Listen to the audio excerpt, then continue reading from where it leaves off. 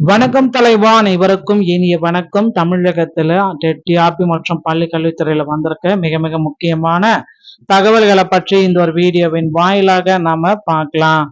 உதவி பேராசிரியர்கள் நியமனத்திற்கு தடை கோரிய மனு வாபஸ் வாங்கியிருக்காங்க. அரசு கலை அறிவியல் கல்லூரிகளில் 2708 உதவி பேராசிரியர் நியமனத்திற்கு தடை விதிக்க கோரிய வழக்கு பாத்தீங்கன்னா திடீரென வாபஸ் போயிடுச்சு.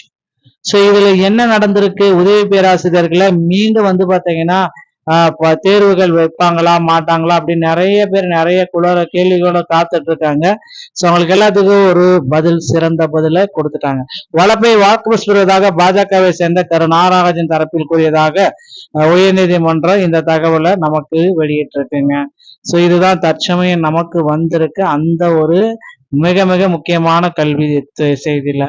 அரசு கலை அறிவியல் கல்லூரிகள்ல 2700 உதவி பேராசிரியர் நியமனத்திற்கு தடை, வழக்கை வாபஸ் பெறுவதாக இந்த தகவலை நமக்கு கூறிட்டாங்க. அடுத்து பாத்தீங்க அப்படின்னா டெட் தேர்வுல சில முக்கியமான அறிவிப்புகள். ஓகேங்களா?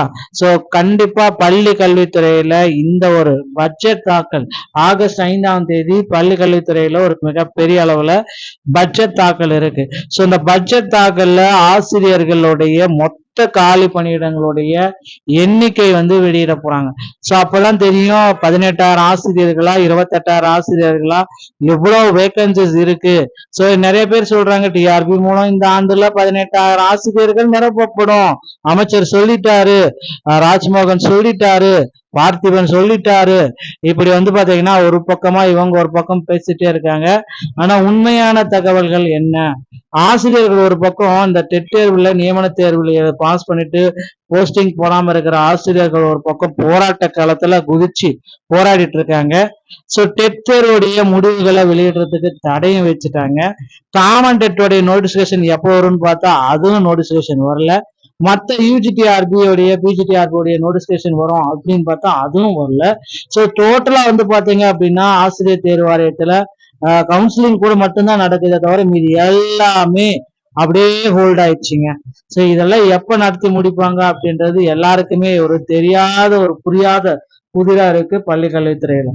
சோ இந்த காமன் டெட்டோடைய நோட்டிபிகேஷன் வேணா இன்னும் ஒரு சில தினங்கள்ல வெளியாக இருக்கு.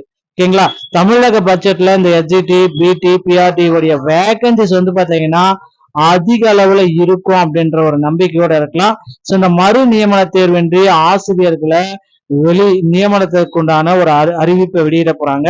சோ கிட்டத்தட்ட 28,000 ஆசிரியர்கள் மறு நியமன தேர்வின்றி உடனடியா பணியமர்த்த போறாங்க. ஓகேங்களா? சோ இதற்கான அப்டேட், இதற்கான ஒரு ஜீவோ பாத்தீங்கன்னா விரைவில் வெளியிடுவாங்க அப்படின்னு எதிர்பார்க்கலாம். சோ டெட் ஆசிரியர்கள் தேர்வு தகுதி பெற்ற ஆசிரியர்கள் அனைவருமே போராடிட்டு இருக்காங்க. இவர்களுக்கு ஒரு நல்ல செய்தியை பள்ளி கல்வித்துறை சார்பாக வழங்குவாங்க என்று எதிர்பார்க்கலாங்க. சிறப்பு டெட் தேர்வு முடிவுகளை வெளியிடற்கான இடைக்கால உத்தரவு 2024 ஆகஸ்ட் 24 வரைக்கும் நீடிக்கும் அப்படின்றத குறிப்பிட்டிருக்காங்க. சோ கிரேஸ் மதிப்பெண்கள் கருணை மார்க் வழங்குவது குறித்து அரசு விரைவில் ஒரு சுமூகமான முடிவு எடுக்கும் அப்படின்ட்டு எதிர்பார்க்கலாம். சோ ஆசிரியர்களுக்கு டெட் தேர்வு ரத்து அப்படின்னு சொல்லிட்டு இருக்காங்க. 2011 முன் பணியில் சேர்ந்த ஆசிரியர்கள் 2028ஆம் ஆண்டு ஆகஸ்ட் மாதத்திற்கு முன் தகுதி தேர்வில் வெற்றி பெற வேண்டும் என்று தீர்ப்பளித்திருந்தது. ஆசிரியர் தகுதி தேர்வு எழுதுவதிலிருந்து அரசாணைக்கு முன்பு பணியில் சேர்ந்த பழைய ஆசிரியர்கள் முழுமையாக விலக்களிக்க வேண்டும் என்று தமிழ்நாடு ஆசிரியர் முன்னேற்ற மற்றும் மத்திய மாநில அரசுதாரர்களுக்கு இந்த கோரிக்கை விடுத்திருக்காங்க. கல்வி உரிமை சட்டம் 2011 பிறகு இடைநிலை பட்டதாரி ஆசிரியர்களுடைய பணிகளுக்கு தகுதி தேர்வு நடத்தப்பட்டு அதில் வெற்றி பெறுபவர்கள் மட்டுமே பிற விதிகளை பின்பற்றி நியமிக்கப்படுகின்றனர். ஆனால் இது அவர்களுக்கு தகுதி தேர்வை கட்டாயமாக்க வேண்டும் என்ற கேள்வி தொடரப்பட்ட வழக்கை விசாரித்த உச்சநீதிமன்றம் 2011 ஆண்டுக்கு முன் பணியில் சேர்ந்த ஆசிரியர்கள் 2028ஆம் ஆண்டு ஆகஸ்ட் மாதத்திற்கு முன்பு தகுதி தேர்வில் வெற்றி பெற வேண்டும் என கடந்த ஆண்டு செப்டம்பர் மாதமே இந்த தீர்ப்பு போட்டதுனால இதை எதிர்த்து நிறைய பேர் அடுத்தடுத்த மனுக்களை தாக்கல் பண்ணிட்டு இருக்காங்க. ஸோ டெட் பேப்பர் 1 மற்றும் பேப்பர் 2க்கான மதிப்பெண் தகுதி தேர்ச்சி பெற்றவர்களுடைய மதிப்பெண் உண்மைத்தன்மையுடைய வழங்குது. ஸோ இந்த கிரிவலன்ஸ் எல்லாமே எங்க வழங்குறாங்க அப்படின்றதுதான் இப்ப கேள்விக்குறியா இருக்கு. ஆசிரியர் தேர்வு வாரிய இணை இயக்குனர் அவர்களின் செயல்முறை கடிதத்துல இதை வெளியிட்டிருக்காங்க. பள்ளி கல்வித்துறை யாரெல்லாம் உண்மைக்கானதா தேவைப்படுதோ அவங்க பள்ளி தலைமை ஆசிரியர்கள் வட்டார கல்வி அலுவலரிடமிருந்து முழுமையான பெற்று ஆசிரியர் தகுதி தேர்வு தாள் 1 மற்றும் தாள் 2 அதனை தேர்வு எழுதிய மாவட்டங்கள் வாரியாக தொகுத்து பரிந்துரையுடன் 30/7/2026க்குள் அனுப்பப்பட வேண்டும் அப்படின்றதையும் குறிப்பிடுறாங்க. பழைய ஓய்வூதிய திட்டம் வந்து பாத்தீங்கன்னா மீண்டும் வருமா? நாடாளுமன்றத்துல அரசு ஊழியர்களுக்கு ஒரு முக்கியமான ஒரு அப்டேட். ஸோ இந்த ஓல்டு பென்ஷன் ஸ்கீம் ஓய்வூதிய திட்டத்தை மீண்டும் கொண்டு வரலாம் அப்படின்ட்டு தகவல்களை நமக்கு வெளியிட்டிருக்கிறதாக தகவல்கள் வந்துட்டு இருக்குங்க. ஸோ கண்டிப்பா அந்த பழைய ஓய்வூதிய திட்டத்தை கொண்டு வர போறாங்க மத்திய அரசு மற்றும் ஓய்வூதியர்கள். முக்கிய செய்தி, பழைய ஓய்வூதிய திட்டம் குறித்து ஒரு எதிர்பார்ப்பு எல்லோரும் மத்தியிலுமே இருக்கு. விரைவில் நாம எதிர்பார்க்கலாங்க.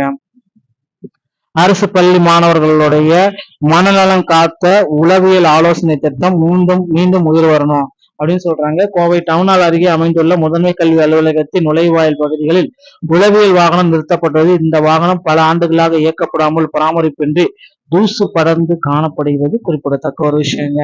சோ நண்பர்களே, இந்த மாதிரி தகவல்களை நீங்க உடனுக்குடன் பெறணும் அப்படின்னு நினைச்சீங்கன்னா நீங்க உடனே நம்முடைய சேனலை சப்ஸ்கிரைப் பண்ணி பெல் கிளிக் வச்சுக்கோங்க. மீண்டும் நல்ல தகவலோட நான் உங்களை சந்திக்கிறேன். நன்றி, வணக்கம், தேங்க்யூ.